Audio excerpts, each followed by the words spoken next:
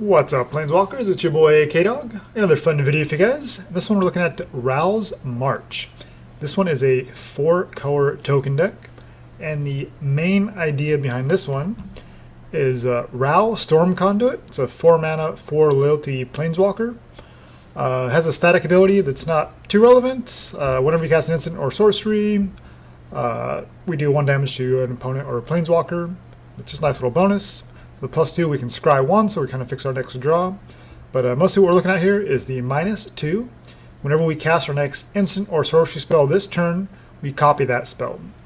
We did choose new targets for that spell, but mostly we're looking at generating sorceries and instants that generate tokens. And so just flooding the board with a bunch of tokens and trying to go wide in a very kind of a janky way. And we got a little some anthem effects to kind of make those tokens even bigger, and we just swing in for like a ton of damage. So there's a lot of nice little synergies going on here. Rao is kind of a key to the deck, but of course, being a Planeswalker, we don't necessarily need more than 1 out at a time, and we do need time to get set up, so we're not necessarily going to play this on curve. So just a 3 of, I think, is the right number. That allows us kind of make room for some other cards. And the other kind of payoff here is March of the Multitudes. X green and white instant speed convoke, and we create X 1/1 white soldier creature tokens with lifelink.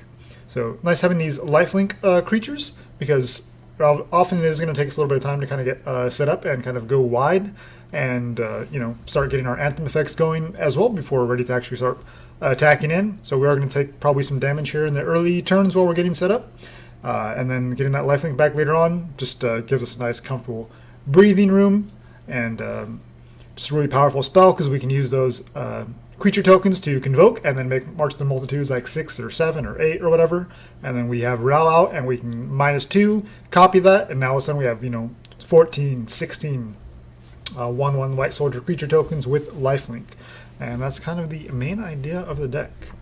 And so how we're going to get there, we do need some little bit of early interaction. And I wanted to keep it kind of instant and sorcery based, just for the opportunities to take advantage of it with Ral as well if we need to. So we're running a couple of Divine Arrows, instant speed, 2 mana to deal 4 damage to an attacking or blocking creature. And we also have 1 copy of Take Vengeance, where we can destroy target tapped creature. So Divine Arrow works really well in the early game because most creatures are going to be 4 toughness or less, and they can, as we're kind of getting set up in our board, we have a 1/1 token out. They're not going to be too intimidated. They can just attack in freely. Well, just leave a couple mana open, and we can just destroy that creature out of nowhere. So it gives them something to think about as they're attacking in. And then Take Vengeance just allows us, it's a sorcery speed, but it does allow us to destroy any tapped creature, no matter how big it is. So it works well in the early game or the late game as well. And just being at 2 mana, it's a nice, efficient way to kind of deal with some threats. We also have Raise the Alarm. It's an instant speed for 2 mana, and we get to create 2 1/1 white soldier creature tokens. So 2 mana, instant speed, get 2 1/1s. That's a pretty sweet deal. Raise the Alarm, so we're definitely in all 4 of those, so it kind of allows us to, if somebody has like a 1/1 creature or 1 toughness creature, and we're sitting there with 2 mana open, they seem like they're free to attack, we can just spring this on them and block with 1 of our tokens, kill one of the creatures that's attacking in, and then we still have a 1/1 token left behind, that kind of thing. We also need a little bit of kind of early interaction, but flexibility to make 1/1 tokens and also gain some life back as well. So we're running 3 copies of Depose Deploy. Instant speed on both halves. We can pay 1 and then white or blue, tap a creature, and draw a card. So it's a nice way to kind of slow our opponent's assault down while we're kind of getting set up, and also kind of draw a card so it replaces itself. And later on, we can always just pay this out for 4 mana, again instant speed, to create a couple 1/1 Thopter creature tokens with flying, so that's pretty sweet. And we gain 1 life for each creature we control. So a lot of times you can gain 5 or 6 life pretty easily. Just kind of depends on where you're at, which half you need more. Now what's running Sworn Companions as a 3 of? This is a 3 mana sorcery to create 2 1/1 white soldier creature tokens with lifelink. So you're paying 3 mana at sorcerer speed to get 2 1/1s. It's not great, but those creatures do have lifelink, and that can be very important. We're also running 3 copies of Lovestruck Beast. Instant speed, sorcery speed. We get a 1/1 human creature token. So that's pretty kind of what we're trying to do. And then has the 3 mana, obviously the 5/5 side. We do have the Anthem effects that are, so we may not have a 1/1 to attack in with, but really this is just there to put another token on the board and to just leave a 5/5 blocker behind to kind of slow our opponent down while we're continuing to get set up. And then just a 1 of Teferi. Just a way to kind of slow our opponent down a little bit as well while drawing a card. It can be kind of a distraction for them. They attack into Teferi. It's like, no problem. It's already done its job. Set our opponent back a turn, drawing us a card.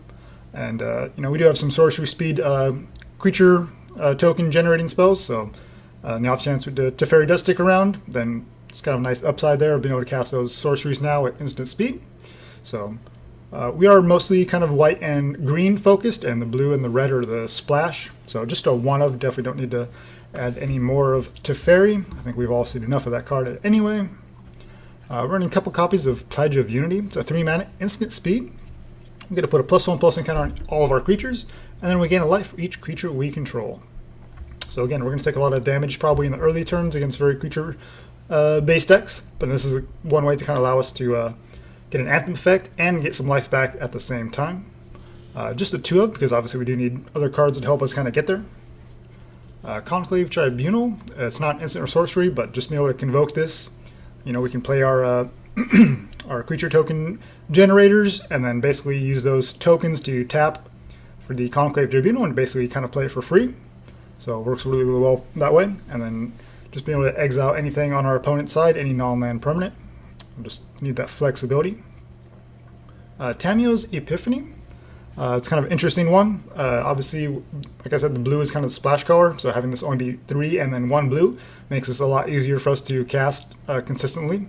We get to scry 4 and then draw 2 cards. The scry can be very important because we kind of want to make sure we have the right pieces at the right time, as far as do we need more tokens, do we need some Anthem effects, do we need a Ral, whatever the case may be. And of course, if we do have a Ral out when we cast this, then we just get to double that and basically scry 4, draw 2, then scry another 4 and draw 2 more as well. So Ral just kind of makes things pretty ridiculous. And we're also going to be running 1 of Ajani, the Greathearted. It's a 4 mana 5 loyalty planeswalker. Static is creatures you control have vigilance, so that's a pretty nice bonus. +1 to gain 3 life, which is decent. But mostly here we're looking at this -2. Put a +1 counter on each creature you control and a loyalty counter on each other planeswalker you control. So this works really well with Ral, and it's another way for us to kind of get an Anthem effect on all of our little 1/1 tokens and just make them much bigger. So it's kind of what we're all about. And then Overcome is kind of a finisher, so just a 1 of sorcery speed, 5 mana. Creatures you control get +2/+2 and gain trample until end of turn. So having a nice wide board state, having a Ral out, and then -2 to copy Overcome, and then swing in for just 1,000,000 damage, trampling. That's kind of the dream right there. And I have gotten that to go off once so far, so hopefully we can do that again. And of course, can't have a token deck without Tristana. She's the token queen here. 5 mana, 1/4 legendary. Other creatures you control get +1/+1. When she enters the battlefield, you get to create 2 1/1 white soldier creature tokens with lifelink. And has this nice little protection here where at the beginning of your end step, each player gains control of all creatures they own. So kind of built-in protection from like Agent of Treachery and things like that.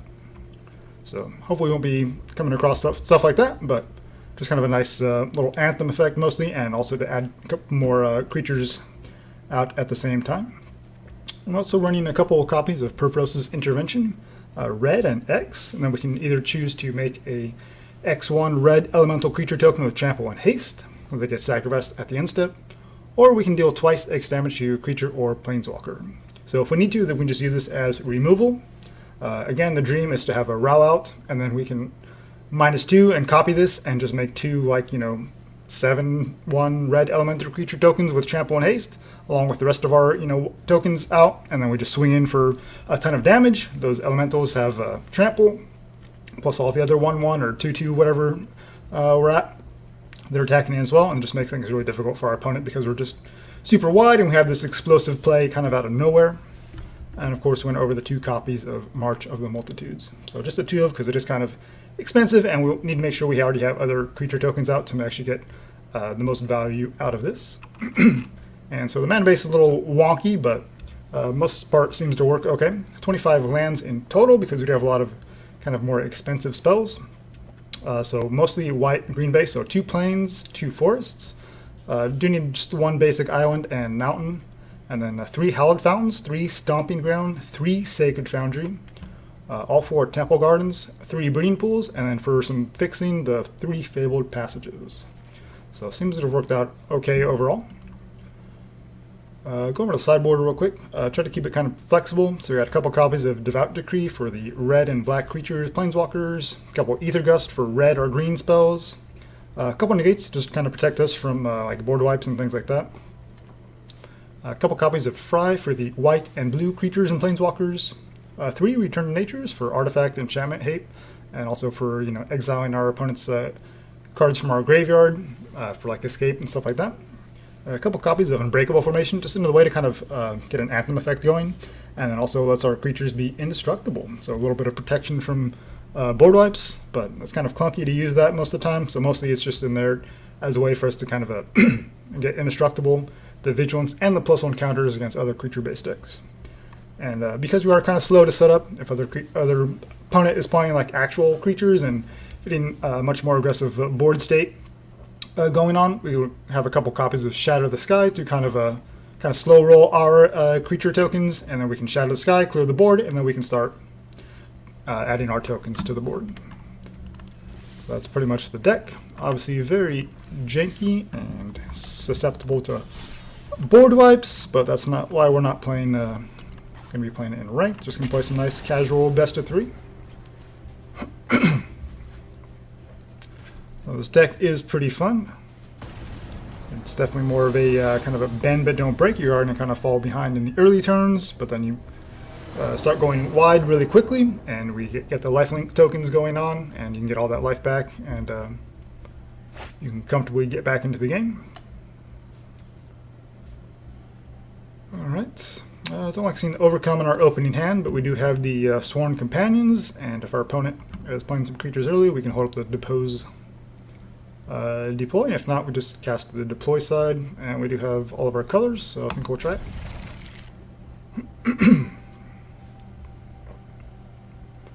Up against the Sneaky Special. And there's Ralph, sweet.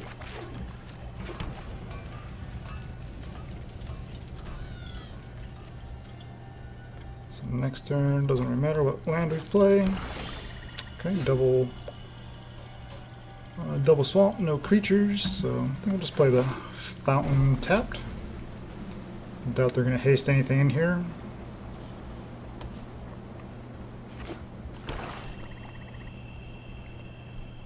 Alright, that's 3 swamps. Underworld Dreams, okay.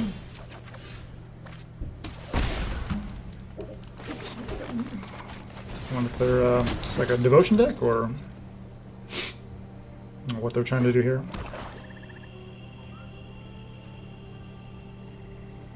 We do have the Conclave Tribunals that can answer these if we need to. Okay, Aerialist.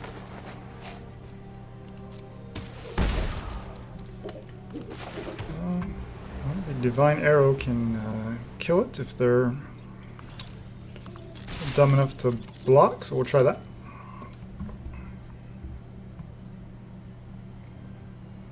If you see a couple 1/1s attacking into a 2/3, you probably don't want to take that. We did have to do it that way because the Divine Arrow says the creature has to be attacking or blocking. And now we can hold up the Depose again. Another Aerialist, sure.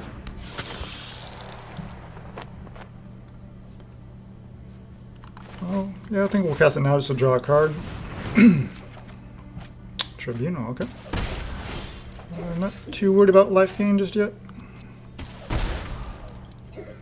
Losing life, because we can get the life gain is what I'm trying to say. Do want to get this Row down. Let's see. But we're still off from being able to... we'll just cast the Tribunal for its mana cost. Get rid of this Aerialist. It's going to be the biggest threat since we don't really have another way to deal with flyers except for these, except for Depose. And if Underworld Dreams can ping away at us, but we do have the lifelink tokens already in play, and we've got more in our deck. We just want to try to get this Row down and protect it from their flying creature. Okay. I think we'll just go and get the Row down, and then we can copy the companions next turn. We're pretty white heavy, so I think we'll go with that. Let's kind of take a look and see what our next draw is going to be. And we do still have the 2-man open for Depose, Deploy, so that's reasonable. Look good. You must be accompanied by a parental guardian. Lovestruck Beast is okay, but I don't think we need the 5/5's not going to do much against this flyer, so I'll pass and look for something else, like a Tristana or maybe another Tribunal. March of the Multitudes would be pretty decent here as well. Oops, we did miss our cue for Depose. That's fine though. Two damage is not the worst.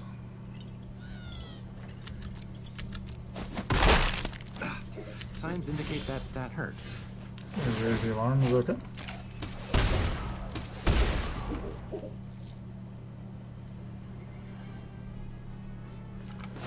Alright, go ahead and copy the Sworn Companions. Better watch out. And then we'll just leave mana open to make sure we hit the deploy, Depose side, I should say, next turn. Before their combat phase. So now we get 4 1/1 lifelinkers for 3 mana. It's pretty decent. We do have instant speed, so it will let us get priority back, so we don't have to set any stops. So make sure we're paying attention this time.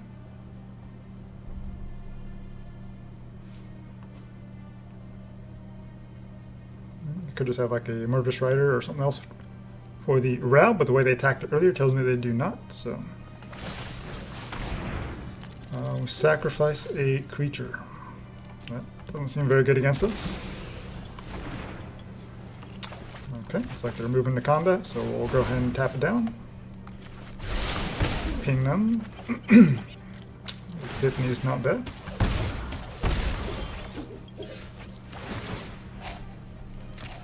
I think Overcome actually wins the game here.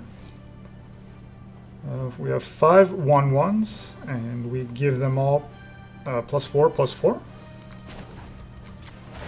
Seems pretty reasonable. I am judge, jury, and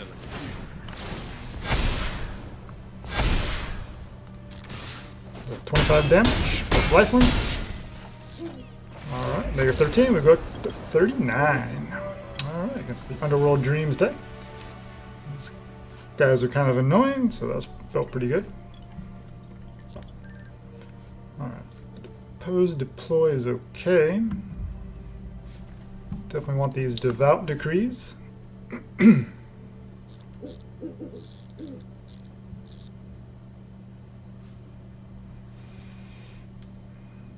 Teferi's okay.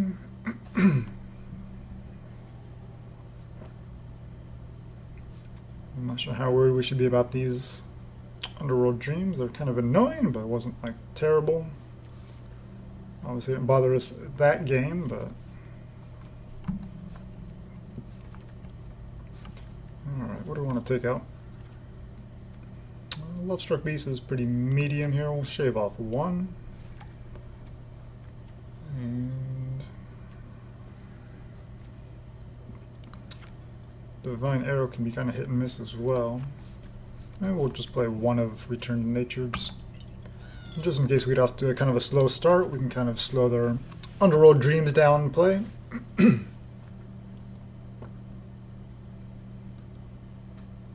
definitely see some Ritual of Sits and things like that, so we have to be careful. So I might want to bring in some negates here in game 3, but we'll see. I mean, if they're playing 3-drop creatures themselves, they might not want to. They might just stick to more target removal. Of course, a Cry of the Canarium would be pretty brutal as well, but we do have ways to kind of get around that. Duress, yeah, it's all definitely one of the downsides here. Sworn Companions would probably be the best target. It's gonna be a long ways away from March of the Multitudes, so Going for pennies. Alright, let's play the land they know about. I'm just hoping we can start drawing into some decent stuff. Okay. These dresses are annoying, but you know they're not adding to the board in any way, so it's not the worst.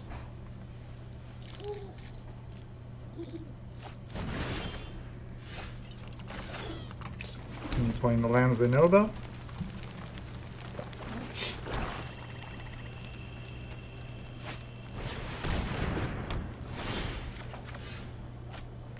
Passage.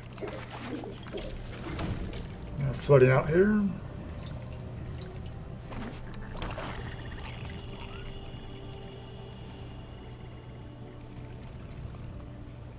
We'll just keep drawing lands. We just might not be able to play magic anyway. Devout Decree.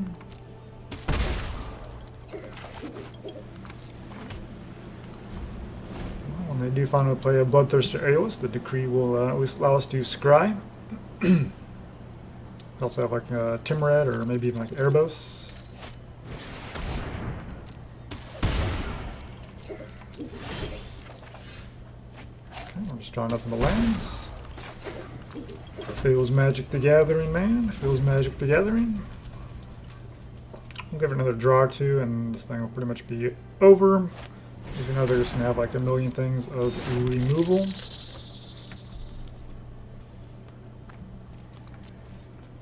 So we were able to get to them pretty good in game one, but we can Row.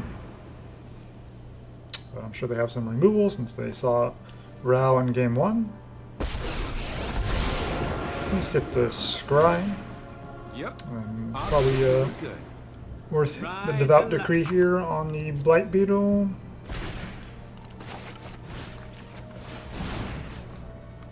Ping them for 1, but we're already down to 10, and there's Underworld Dreams can keep pinging us away, and we have no lifelink creatures in sight. And they're stuck on 4 lands, for what it's worth, but obviously not in a good spot here. And we keep finding lands at the top of our deck, even with all the scries. Our opponent's enjoying it, but we're just kind of not doing anything. Devout Decree, double Underworld Dreams. It's not really much of a game here.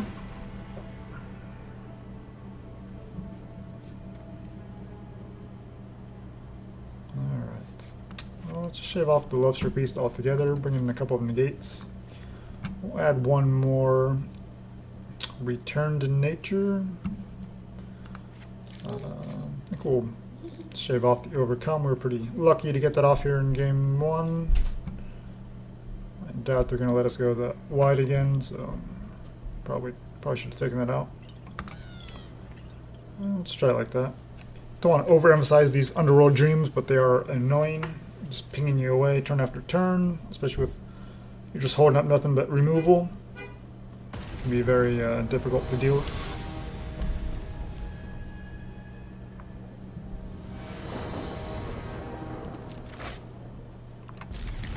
We do have the Raise the Alarm here. If they have more duresses again, we'll have a very difficult decision here. Okay. So duress last game, and now they have to turn 1 duress here.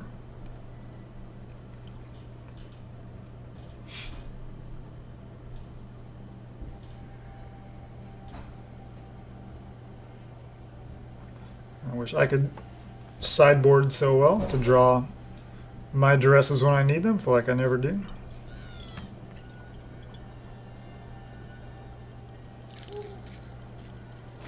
Conclave Tribunal. Well, shocking, they know we have it, but we'll save it till their end step, just so they don't have any sorcery speed effects. White Beetle.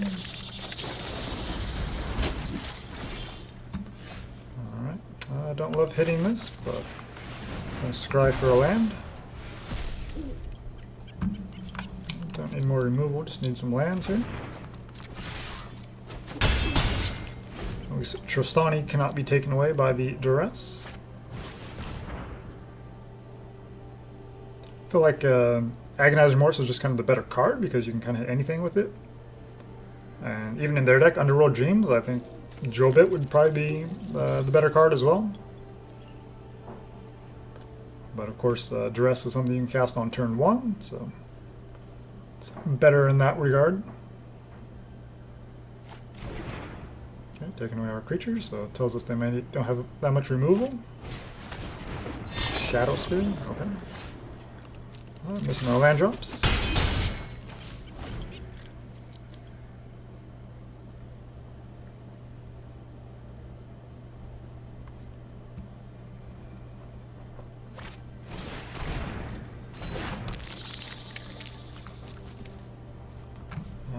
I just desperately need to draw some cards here. Okay, Teferi. It's not amazing, but I can no longer stand by and watch. Beetle's already tapped down, so let's just I am not making this up as I go. let's give him a target. So they can't activate the Shadow Spear. Unless they have mana and they just want to spend their turn casting it and flipping it.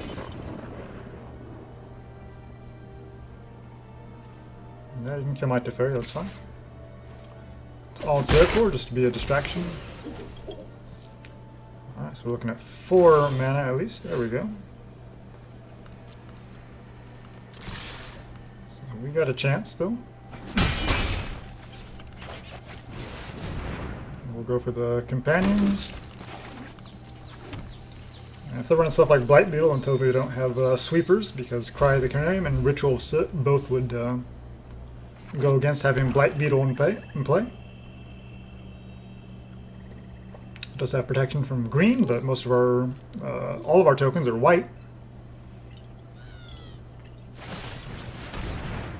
And make me sacrifice, sacrifice tap creature, the one that does not have lifelink.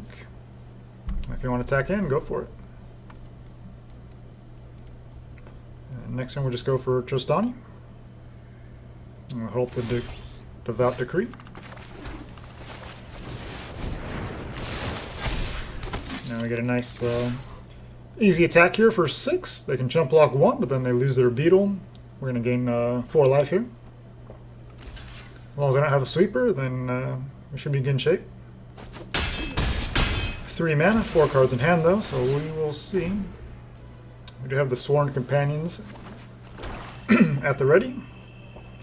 But if all they have is Aerials or something, and we do have the Devout Decree that they know about. They can Libation, but it doesn't do much. Alright, so 2, 4, 6, 8, 9, so they are still alive. Down to 2. We have more than lethal on board, so I think we save the companions just in case they do have a board wipe here.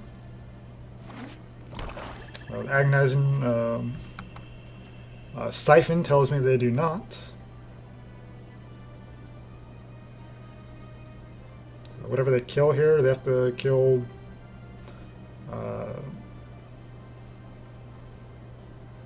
They pretty much have to wipe the board. They can't kill less than 4 creatures here. Okay, they gain some life, but we still have 2, 4, 6, 7 power on board.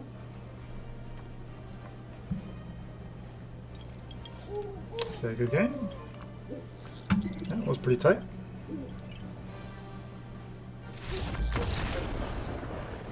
Alright. So yeah, it's a pretty fun deck. Obviously, we kind of got the dream there with Ral double casting the Overcome, swinging in for just kind of 1,000,000 damage. That wasn't even like the biggest one that I've got.